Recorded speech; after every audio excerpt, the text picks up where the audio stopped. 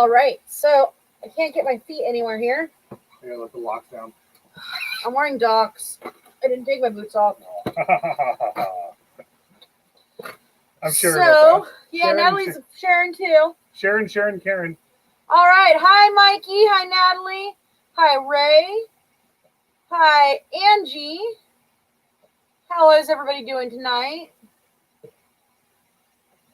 So tonight, you can't tell, I found my Plants vs. Zombies beanie that I love. I love this thing. Hello. I've had this thing forever, and I always lose it, and then I find it, and I wear it for like ever. So I'm going to take on a big story. Hi, May. I am going to take on a decently big story tonight. And hopefully you guys like it. Hopefully I can get through it. Let's get going. The Pit and the Pendulum. I should probably be wearing glasses. Yeah. So at the beginning it says, oh, something in Latin that I might summon a demon with. So I'm going to not read that. No, read it. Thank you. Look at the little brain sticking out of it. He's eating my head. He has a little hair right here. Oh. He's munching on me. The Kraken is munching on me. Look at this shit. I'm releasing the Kraken right No, here. it's not Invader Zim. Although I totally have a Gur. I have a lot of Gur stuff. I have one that says tacos, and then I have another one that says, "We I love the stream." Didn't they bring Invader Zim back? Yes. No, like they're new episodes. They're making a movie. Oh, okay. So they're only doing it. Yeah, because I remember watching both Baby Yoda and this. I remember when I was like in high school, Invader Zim came out, and I was like, oh, this is gonna be stupid. And Liz is like, fucking loved Invader Zim. Let's binge watch this. I was like, I don't want to watch the entire series. And then you're like, it's only like 5 episodes long or something like that. No, it was like a few seasons. No, but they're not long seasons, so we got through it in one night. I was like, this is pretty fucking cool. Yeah, I think it's Plants vs. Zombies. All right, so here we go. Let's see if I can get through this tonight. I'll cut the hand off right now. Let's. I'm gonna sing the doom song.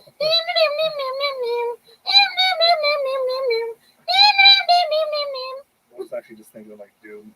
No. Like Doom guy. Have you seen the real? Sure. Tacos aren't worth ruining the mission over. You're right. I'll get a giant burrito too. Burrito. Have you seen the realistic Doom guy, where his his arm comes up his chest? No. Yeah. By the way, I can't do very many voices, but I can do Gur voice. I can do a lot of voices.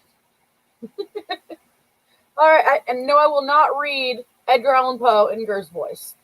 Yes, you are. Nope, it's not happening. No.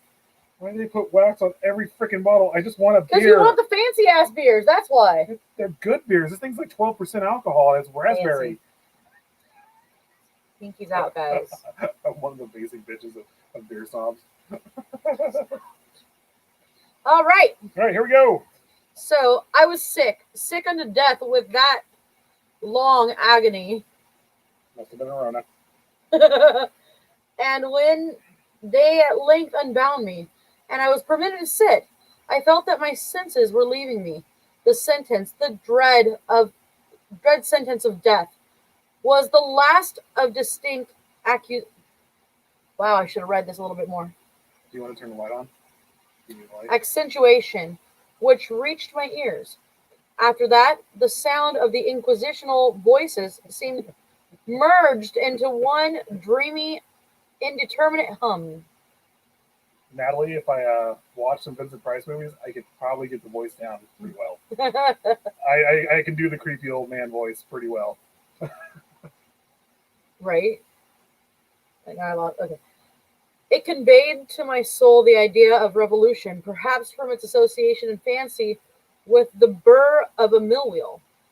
This only for a brief period. Please don't stab yourself. I'm not going to stab myself. For presently, I heard no more. I almost cut my finger off. Yep.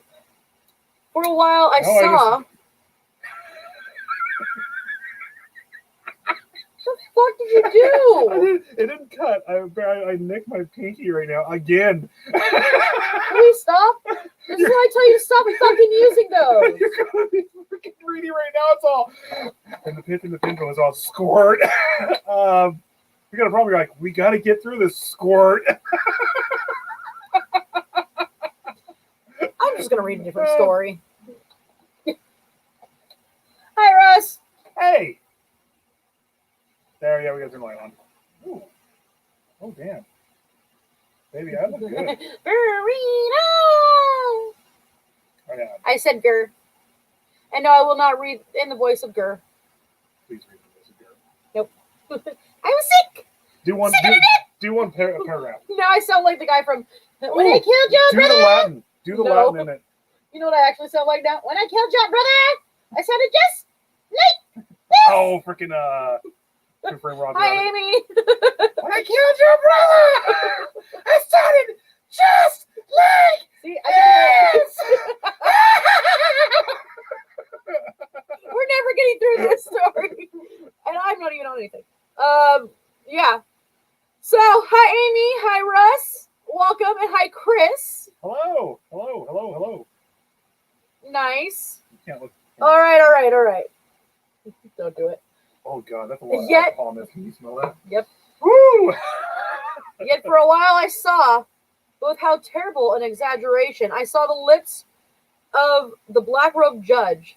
They appeared to me whiter than the sheet upon which I traced these words, and thin, even to grotesqueness, thin with the intensity of their expression of firmness, of immovable resolution, of stern contempt of human torture. I saw that the decrees of what to me was fate were still issuing from those lips. I saw them writhe with deadly locution. I saw them fashion the syllables of my name, and I shuddered because no sound succeeded. I saw, too, for a few moments of delirious horror, the soft and nearly imperceptible waving of the sable draperies which enwrapped the walls of the apartment. And then my vision fell upon the 7 tall candles upon the table. At first, they wore the aspect of charity and seemed white and slender angels who would save me. But then, all at once, there came a most deadly nausea over my spirit, and I felt every fiber in my frame thrill as if I had touched the wire of the galvanic battery, while the angel forms became meaningless specters with heads of flame, and I saw that from them there would be no help. And then there stole into my fancy, like a rich musical note, the thought of what sweet rest there must be in the grave. The thought came gently and stealthily, and it seemed long before I attained full appreciation. But just as my spirit came at length properly to feel and entertain it, the figures of the judges vanished. As if magically, from before me, the tall candles sank into nothingness. Their flames went out utterly. The blackness of darkness supervened. All sensations appeared swallowed up in a mad rushing descent, as if the soul into Hades. Then silence and stillness and night were the universe. I had swooned, but still will not say that all of consciousness was lost. What of it there remained I will not attempt to define, or even to describe, yet all was not lost. In the deepest slumber, no. In delirium, no. In a swoon, no. In death, no. Even in the grave, all is not lost. Else there is no immortality for man. Arousing from the most profound of slumbers, we break in gossamer web of some dream. Yet in a second afterward, so frail may that web have been, we remember not that we dreamed. In the return of life from the swoon, there are 2 stages. First, that is the sense of mental or spiritual. Secondly, that is the sense of physical or existence. It seems probable that if upon reaching the second stage we would recall the impressions of the first, we would find these impressions eloquent in memories of the gulf beyond. And that gulf is what? How at least shall we distinguish its shadows from those of the tomb? But if the impressions of what I have termed the first stage are not, at will, recalled, yet, after long interval, do they not come unbidden? While we marveled whence they come? God, he had to speak weird, huh? Amy's going back to work. Have a great night, Amy. And Natalie is putting up stuff that I have to look over on the phone. To laugh at. Every single one of us. Squirrel! There you go. There's a. Nice. Oh, is she recharging, Natalie? Or is that some. Huh. That's pretty funny. He who has never swooned is not he who finds strange palaces and wildly familiar faces and coals that glow. Is not he who beholds floating in midair the sad visions that the many may not view? Is not he who ponders over the perfume of some novel flower? Is not he whose brain grows bewildered with the meaning of some musical cadence which has never before arrested his attention? Amid frequent and thoughtful endeavors to remember, amid earnest struggles to regather some token of the state of seeming nothingness into which my soul had lapsed. There have been moments that I have dreamed of success. There have been brief, very brief periods when I have conjured up remembrances which the lucid reason of a later epoch assures me could have had reference only to that condition of seeming unconsciousness. These shadows of memory tell indistinctly of tall figures that lifted and bore me into silence down, down, still down, till a hideous dizziness oppressed me at the mere idea of interminableness. Interminable meningitis. Interminableness. You don't want to get that. Okay, let's not do that. Interminableness of the descent. They tell also of a vague horror at my heart on account of the heart's unnatural stillness. Then comes a sense of sudden motionlessness throughout all things, as if those who bore me, a gassed train, had outrun in their descent. Just caught my shoulder. The limits of the flatness and dampness, and then all was madness, the madness of memory which busies itself among forbidden things. Very suddenly there came back to my soul motion and sound, the tumultuous motion of the heart, and in my ears the sound of the beating. Then a pause in which all is blank, then again sound and motion and touch, a tingling sensation pervading my frame. Then the mere consciousness of existence without thought, a condition which lasted long. Then, very suddenly, thought, and shuddering terror, and earnest endeavor to comprehend my true state. Then a strong desire to lapse into insensibility. Then a rushing revival of soul, and a successful effort to move.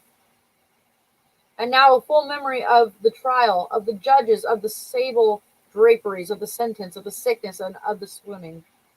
Then entire forgetfulness of all that followed, of all that later day, and much earnestness of endeavor have enabled me vaguely to recall. So far, I had not opened my eyes. I felt that I lay upon my back, unbound. I reached out my hand, and it felt heavily upon something damp and hard. There I suffered it to remain for many minutes, while I strove to imagine where and what I could be. I longed, yet dared not to employ my vision. I dreaded the first glance at objects around me. It was not that I feared to look upon things horrible, but that I grew aghast lest there be nothing to see. At length, with a wild depression at heart, I quickly unclosed my eyes. My worst thoughts then were confirmed. The blackness of eternal night encompassed me. I struggled for breath. The intensity of the darkness seemed to oppress and stifle me. The atmosphere was intolerably close. I still lay quietly, and made no effort to exercise my reason. I brought to mind the inquisitorial proceedings and attempted from that point to deduce my real condition.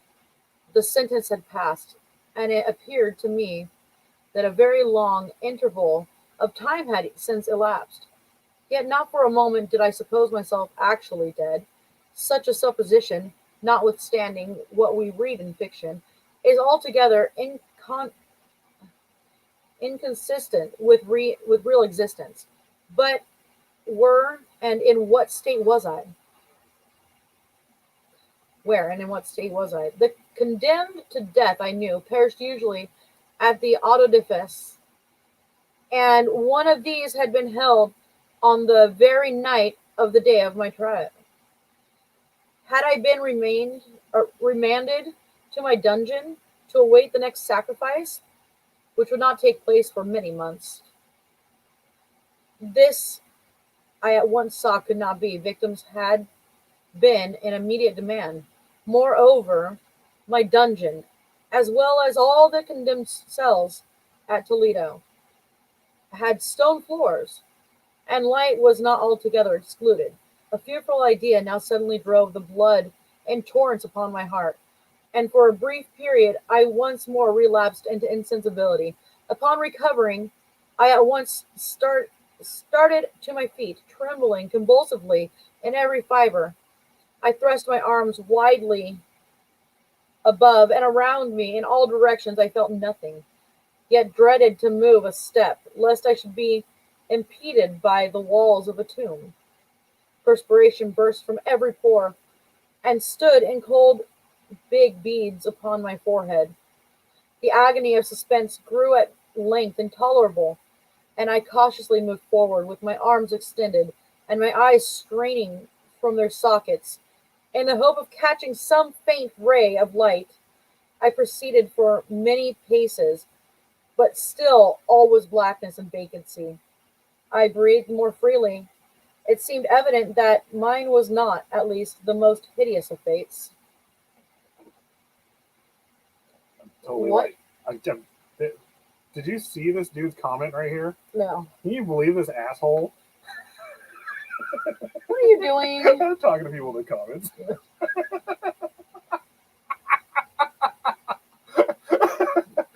The dude's a jerk, man.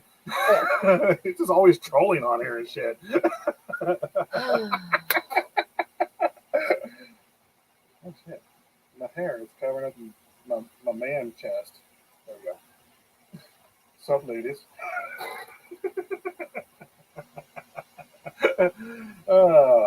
And now, as I continued to step cautiously onward, there came thronging upon my recollection 1,000 vague rumors of the horrors of Toledo.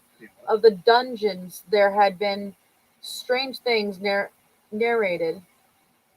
Fables I had always deemed them, but yet strange, and too ghastly to repeat, save in a whisper. Was I left to perish in starvation in this subterranean world of darkness, or what fate, perhaps, even more fearful awaited me? That the result would be death, and a death of more than customary bitterness. I knew too well the character of my judges to doubt.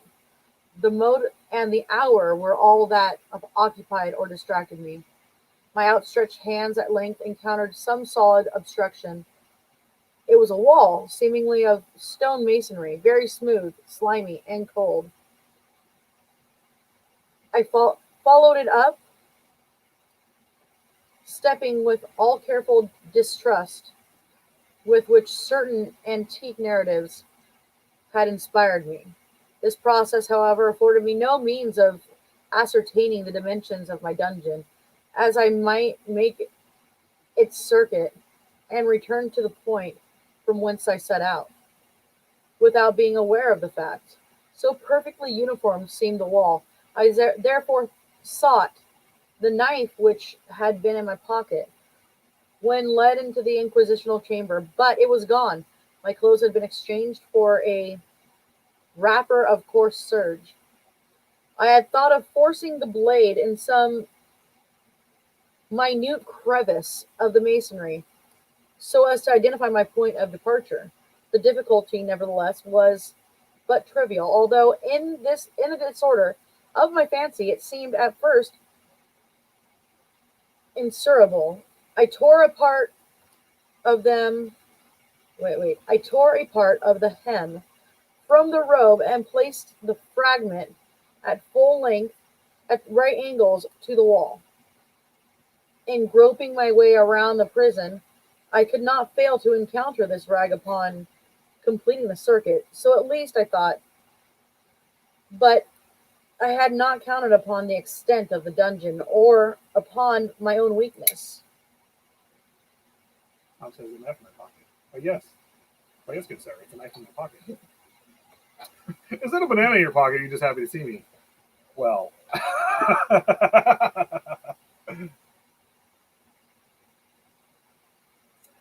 Sorry. Thanks.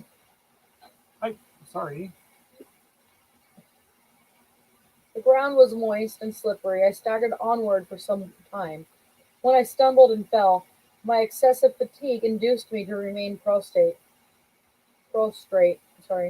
and sleep soon overtook me as I lay. Upon awaking and stretching forth my arm, I found beside me a loaf and a pitcher with water. I was too much exhausted to reflect upon this circumstance, but I ate and drank with avidity. Shortly afterward, I resumed my tour around the prison, and with much toil came at last upon the fragment of the surge. Would you stop it? Up to the... I'm trying to get Tom to come over to Psycho Manton because he's in another chat. That's where Natalie and me and everyone are at. You just say it! I don't want to bother you. Waving your arms is bothering me too. Well, that's all I can do. Well, Tom, come on over to Psycho Manton. Just say it. Tom, we have cocaine over here. We don't have cocaine, but that's not legal. Man, my hair looks good. You look hot too. Not really. I love you. I love you too. I don't know where the fuck I was.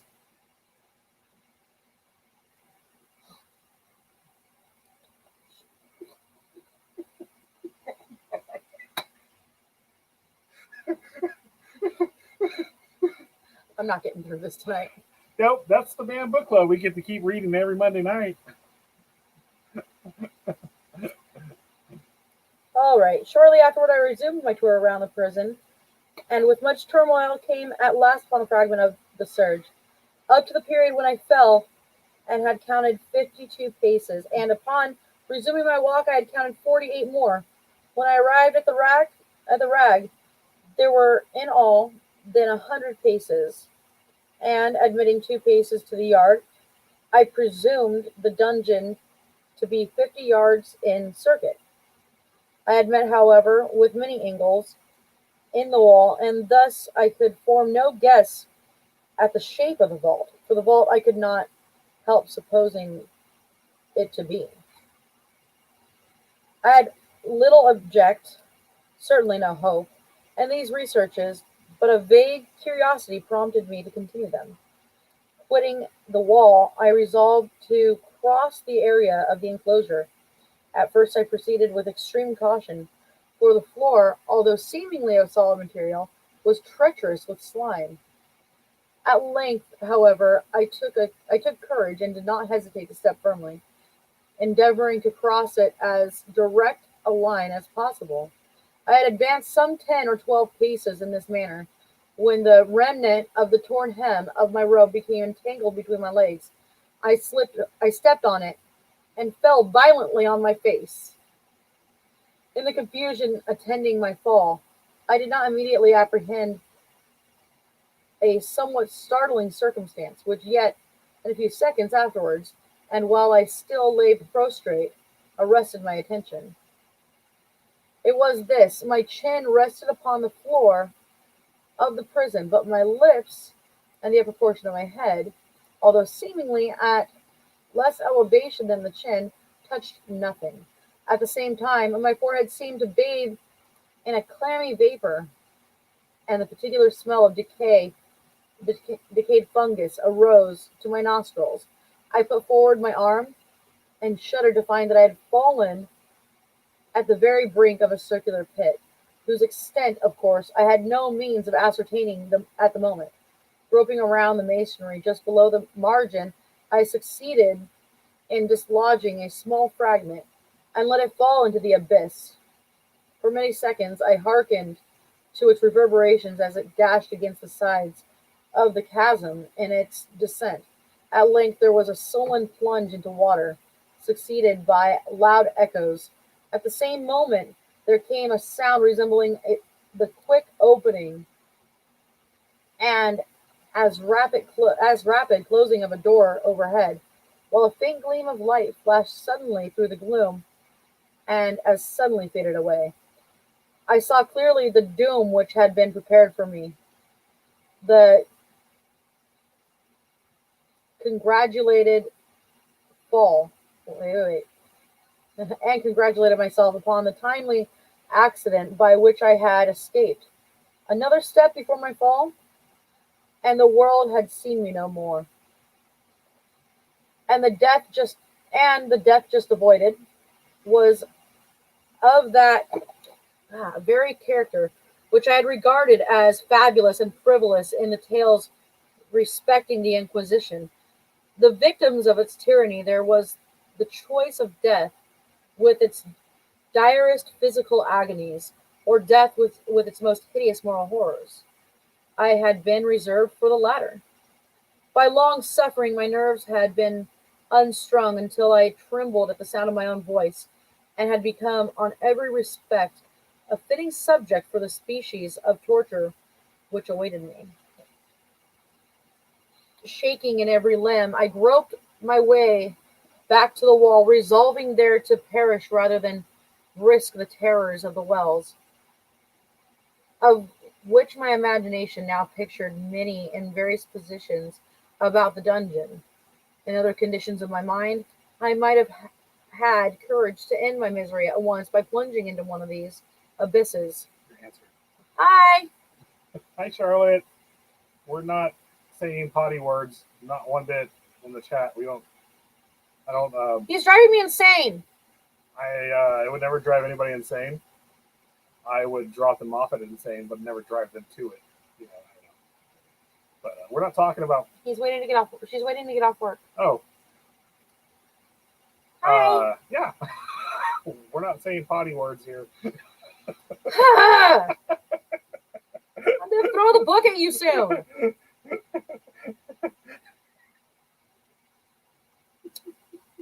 Thanks.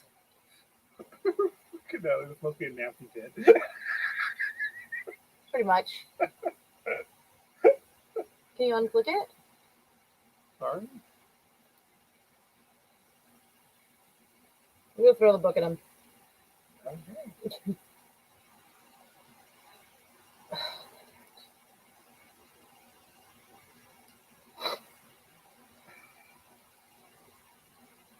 Okay, so in other conditions of mind, I might have had the courage to end my misery at once by plunging into one of these abysses, but now I was the veriest of cowards. Neither could I forget what I had read of these pits, that the sudden extinction of life formed no part of their most horrible plan. Agitation of spirits kept me awake for many long hours, but at length I again slumbered. Upon arousing, I found by my side, as before, a loaf and a pitcher of water. A burning thirst consumed me. I emptied the vessel at a draught. It must have been drugged, for scarcely I drunk before I became irresistibly drowsy. A deep sleep fell upon me, a sleep like that of death. How long it lasted, of course, I know not. But when once again I unclosed my eyes, the objects around me were visible by a wild sulphurous luster, the origin of which I could not at first determine. I was enabled to see the extent of the aspect of the prison. In its size, I had been ghastly mistaken. So the whole circuit of the walls did not exceed 25 yards. For some minutes, this fact occasioned me a world of vain trouble. Vain indeed, for what could be of less importance under the terrifying or the terrible circumstances which environed me, that mere dimensions of my dungeon, but my soul took a wild interest in trifles, and I busied myself in endeavors to account for the error I had committed in my measurement. The truth at length flashed upon me. In my first attempt at exploration, I had counted 52 paces upon or up to the period when I fell. I must have been within a pace or two of the fragmented surge. In fact, I had nearly performed the circuit of the vault. Then I slept, and upon awakening I must have returned upon my steps, thus supposing the circuit nearly double what it actually was. My confusion of mind prevented me from observing that I began my tour with the wall to the left and ended it with the wall to the right. I had been deceived, too, in respect to the shape of the enclosure. In feeling my way around, I found many angles, and thus deduced an idea of a great irregularity. So potent is the effect of total darkness upon one arousing from lethargy or sleep. The angles were simply those of a few slight depressions or niches at odd intervals. The general shape of the prison was square. What I had taken for masonry seemed now to be iron, or some other metal, in huge pallets, whose sutures or joints occasioned the depression. The entire surface of this metallic enclosure was rudely daubed in all the hideous and repulsive devices to which the charnel superstition of the monks had given rise. The figures of fiends and aspects of menace with skeleton forms and other more really fearful images overspread and disfigured the walls. I observed that the outlines of these monasteries were sufficiently distinct, but that the colors seemed faded and blurred, as if from the effects of a damp atmosphere. I now noticed the floor too, which was stone. In the center yawned the circular pit from whose jaw I had escaped, but it was the only one in the dungeon. All this I saw distinctly and by much effort, for my personal condition had been greatly changed during the slumber. I now lay upon my back, and at full length on one a species of low framework of wood. To this I was securely bound by a long strap resembling a what circling surringle. What the hell? Circingle. I passed in many convulsions about my limbs and body, leaving at liberty only my head and my left arm to such extent that I could, by dint of much exertion, supply myself with food from an earthen dish which lay by my side on the floor. I saw, to my horror, that the pitcher had been removed. I say to my horror, for it was consumed before I was consumed with intolerable thirst. This thirst, it appeared to be the design of my persecutors to simulate. For the food in the dish was meat pungently seasoned. Looking upward, I surveyed the ceiling of my prison. It was some 30 or 40 feet overhead, and constructed much as the side walls. In one of its panels, a very singular figure riveted my whole attention. It was the painted figure of Time, as he is commonly represented, save that in lieu of a scythe, he held what, at a casual glance, I supposed to be the pictured image of a huge pendulum, such as we see on antique clocks. There was something, however, in the appearance of this machine which caused me to regard more attentively. While I gazed directly upward at it, for its position was immediately over my own, I fancied that I saw it in motion. In an instant afterwards, the fancy was confirmed. Its sweeping was brief, and, of course, slow. I watched it for some minutes, somewhat in fear, but more in wonder, wearied at length with observation its dull movement. I turned my eyes upon the other objects in the cell. A slight noise attracted my notice, and looking to the floor, I saw several enormous rats traversing it. They had issued from the well, which lay just within view to my right. Even then, while I gazed, they came up in troops hurriedly, with ravenous eyes, allured by the scent of the meat. From this, it required much effort and attention to scare them away. It might have been half an hour, perhaps even an hour, before I could take, but I'm in perfect note of time.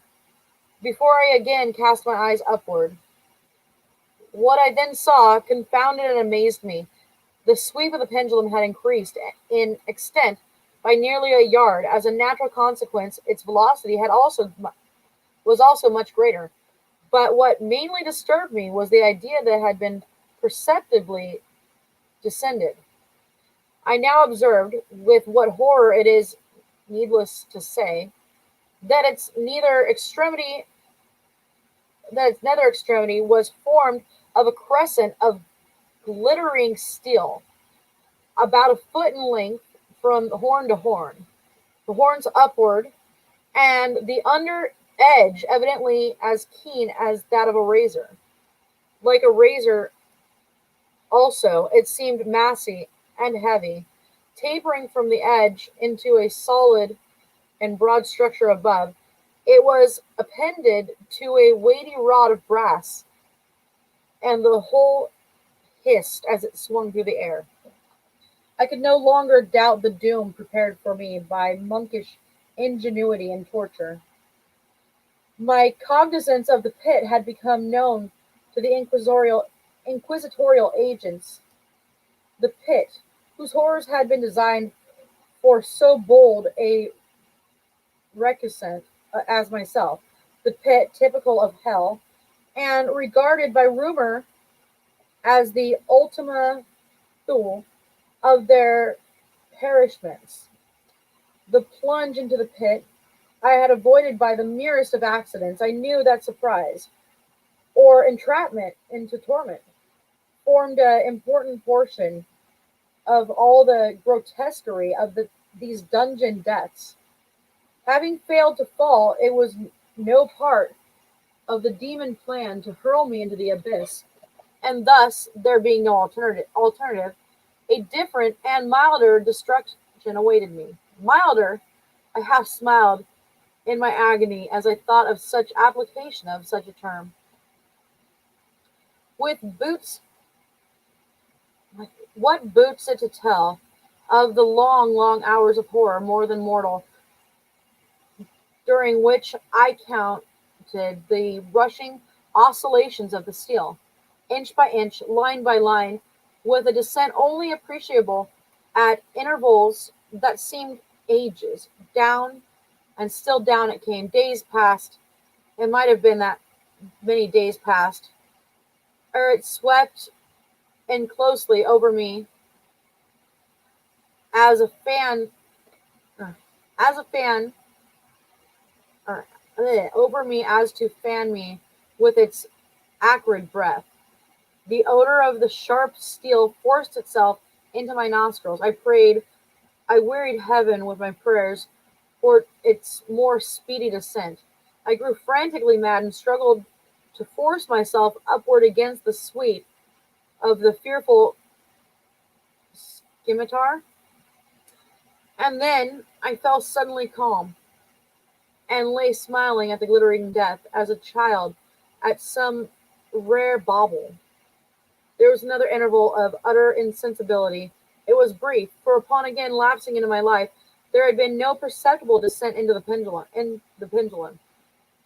But it might have been long, for I knew there were demons who took note of my swoon, and who could have arrested the vibration at my pleasure. Upon my discovery, too, I felt very, inexpressibly sick and weak, as if through long inanition,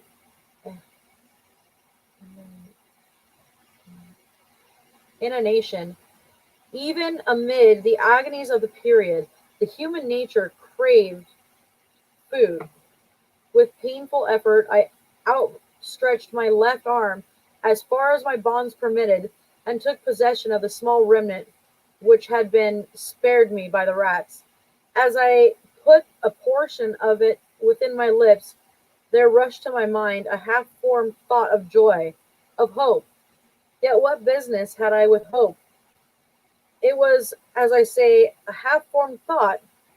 Man has many such, which are never completed. I felt that it was of joy, of hope, but felt also that it had perished in its formation. In vain I struggled to perfect, to regain it. Long suffering had nearly annihilated all my ordinary powers of mind.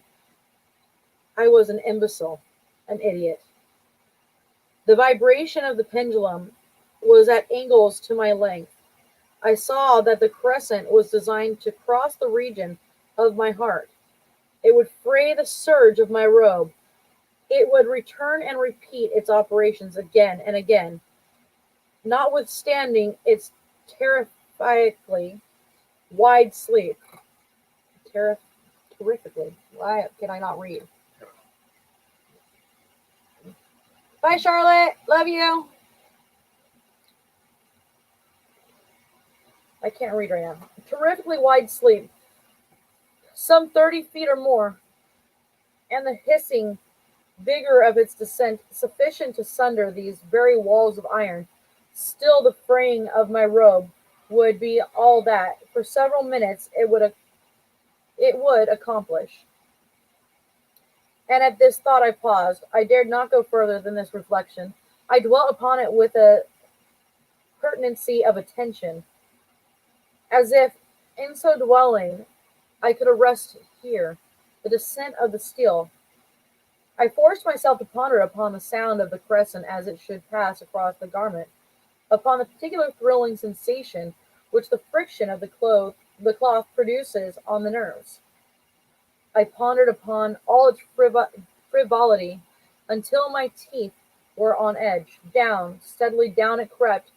I took a frenzied pleasure in contrasting its downward with its lateral velocity, to the right, to the left, far and wide, with the shriek of a damned spirit, to my heart, with the stealthy pace of a tiger.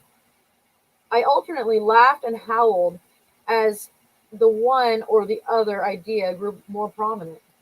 Down, certainly relentlessly down. It vibrated within 3 inches of my bosom. I struggled violently, furiously, to free my left arm. This was free only from the elbow to the hand. I could reach the ladder from the platter beside me to my mouth with great effort, but no further. Could I have broken the fastenings above the elbow, I would have seized and attempted to arrest the pendulum. I might as well have attempted to arrest an avalanche. Down, still unceasingly, still inevitably down, I gasped and struggled at each vibration. I shrunk convulsively at its every sweep. My eyes followed its outward and upward whirls with the eagerness of the most unmeaning despair. They closed themselves spasmodically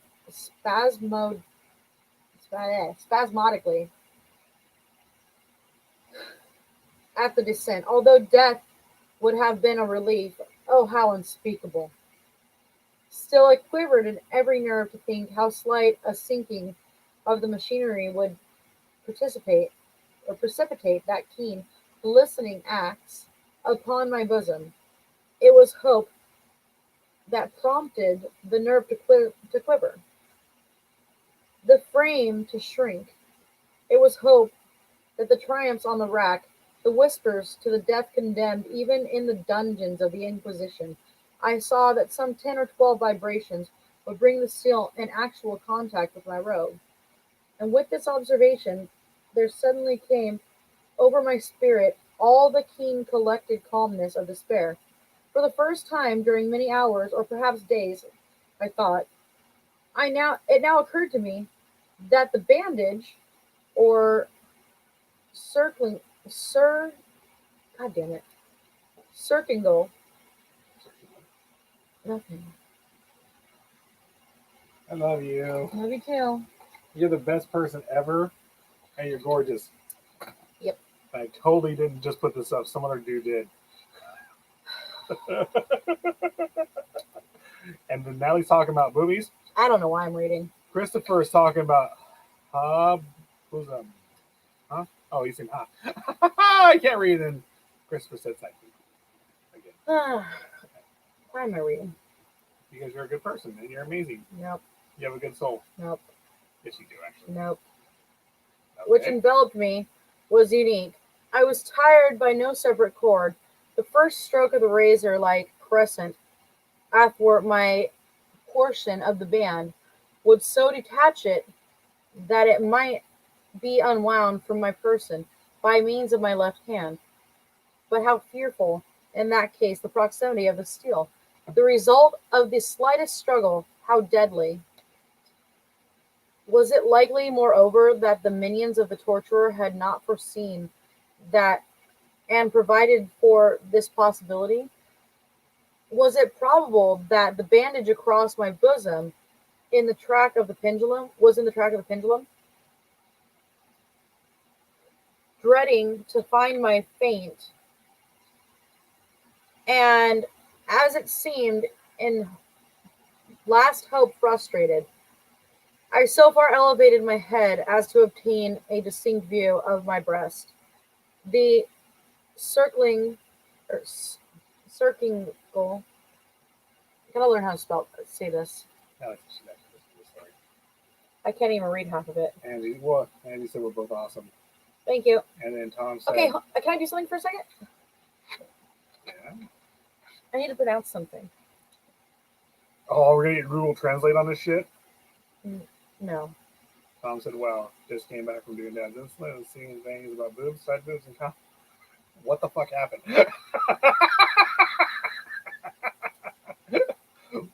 You know, we talk about some off the wall shit here.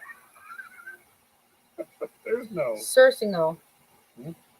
Circingle. Why? What do you mean? You haven't listened. Oh.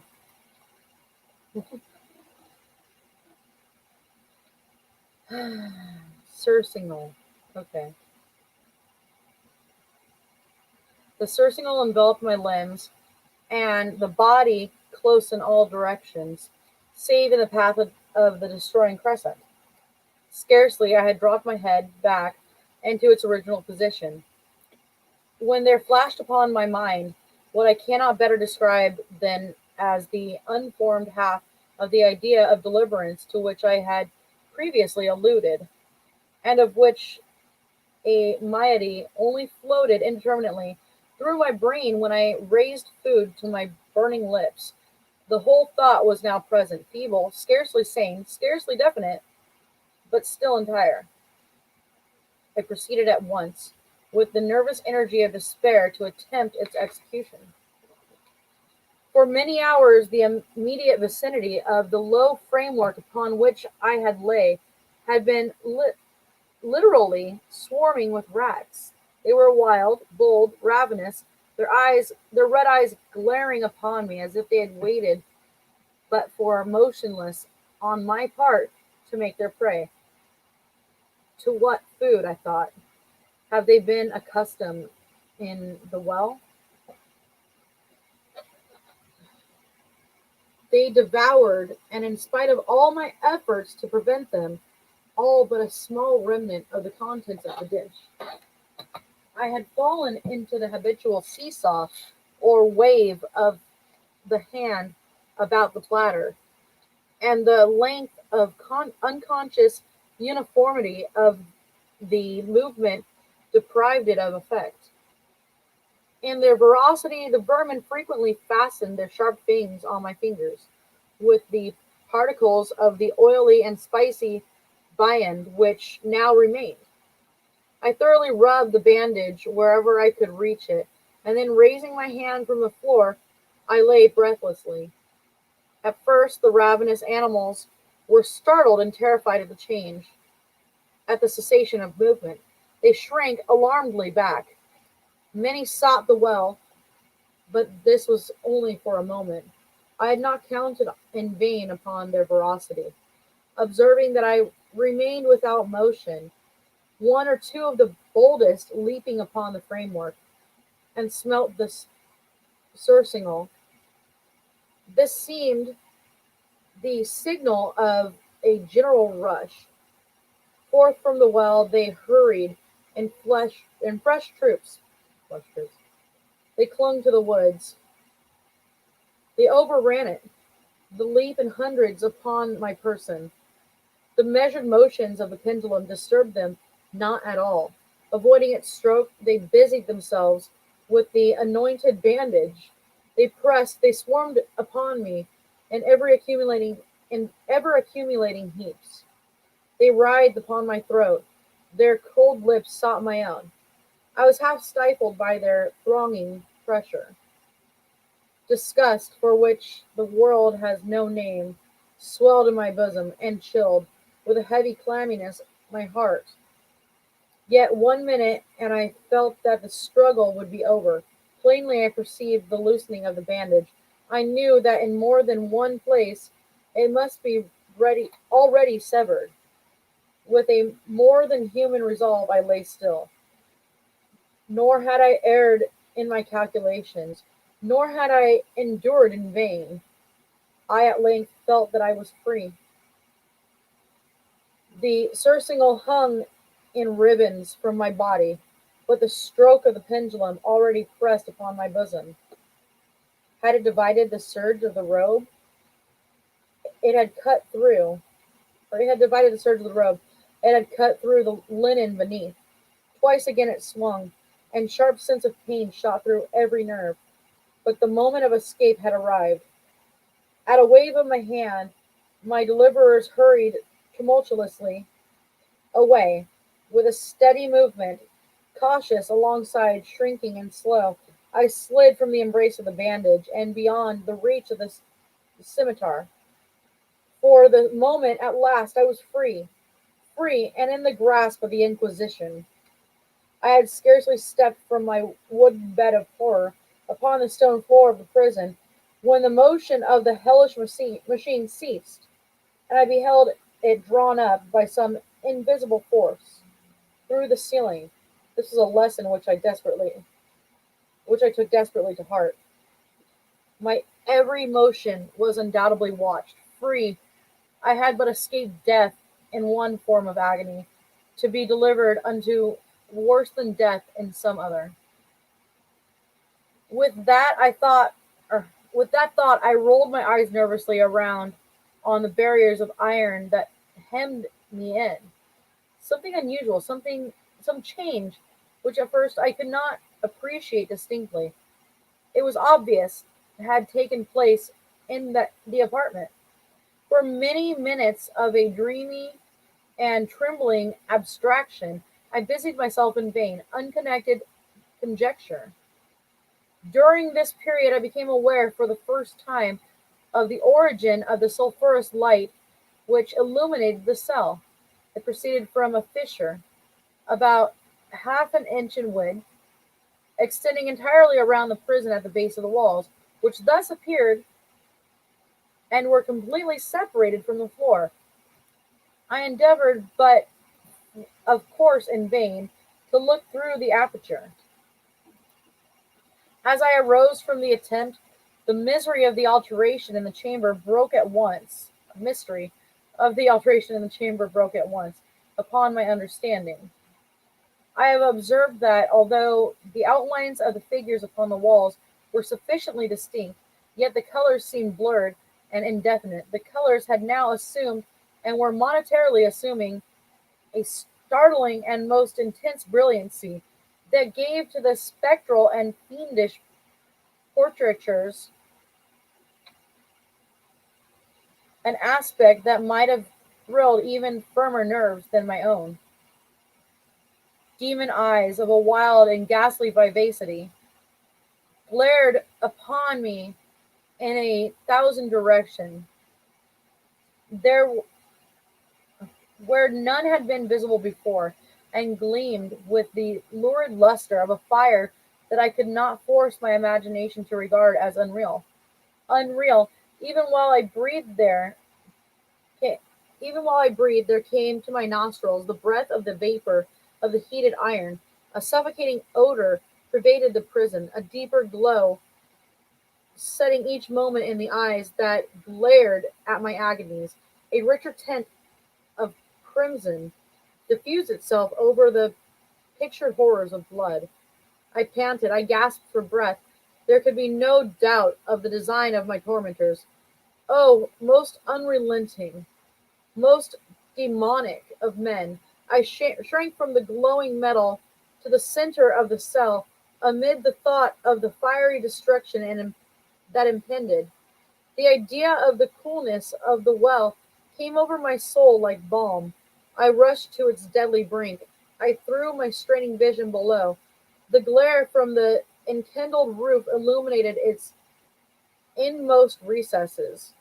Yet for a wild moment did my spirit refuse to comprehend the meaning of what I saw.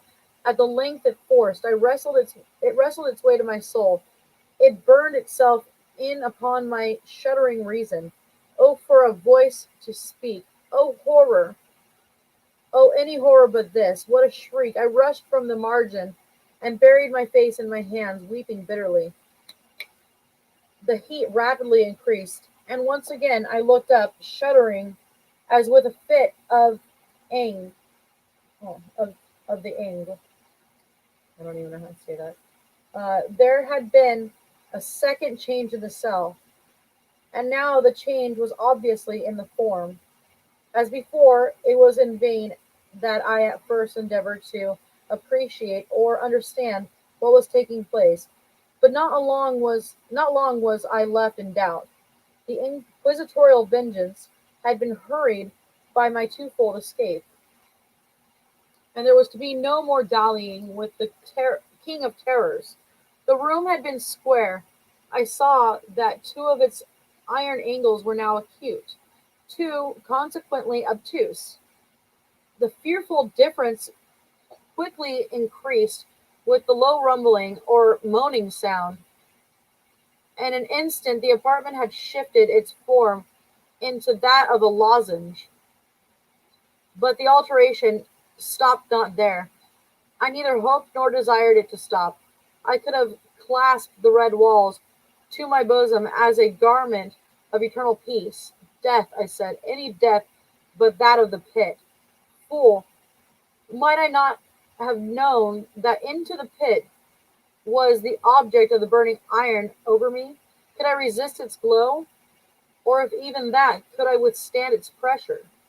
And now, flatter and flatter grew the lozenge with a rapidity of that left me no time for contemplation. Its center, and of course its greatest width, came just over the yawning gulf. I shrank back, but the closing walls pressed me res- resistlessly onward. At the length for my seared and writhing body, there was no longer an inch of foothold on the firm floor of the prison. I struggled no more, but the agony of my soul found vent in one loud, long, and final scream of despair. I felt that I tottered upon the brink. I averted my eyes. There was a discordant hum of human voices. There was a loud blast of many trumpets. There was a harsh grating of a thousand thunders. The fiery walls rushed back. An outstretched arm caught my own as I fell, fainting into the abyss. It was that of General Lasley. The French army had entered Toledo. The Inquisition was in the hands of the enemies. That's it. Sorry, just talking some Yep. politics with Natalie on the side. You shrink back. I do that. Oh, okay. All right, guys, that was The Pit and the Pendulum. Hope you got the meaning of the story.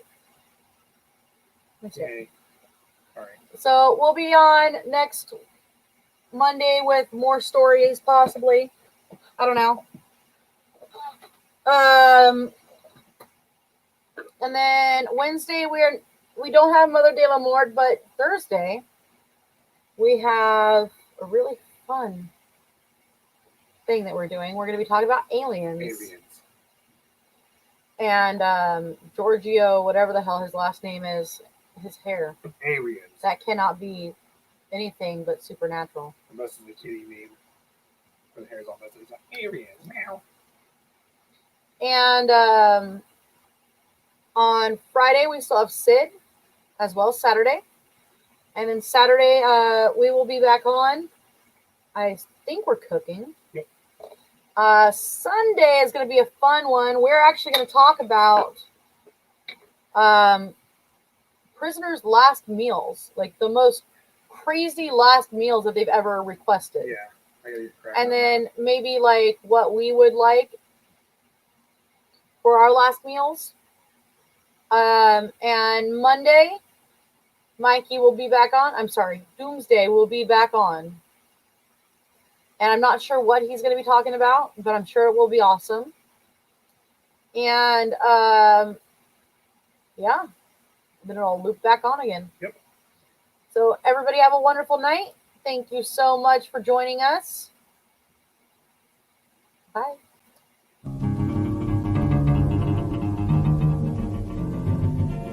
I don't know, set the world on fire. I don't know, a baby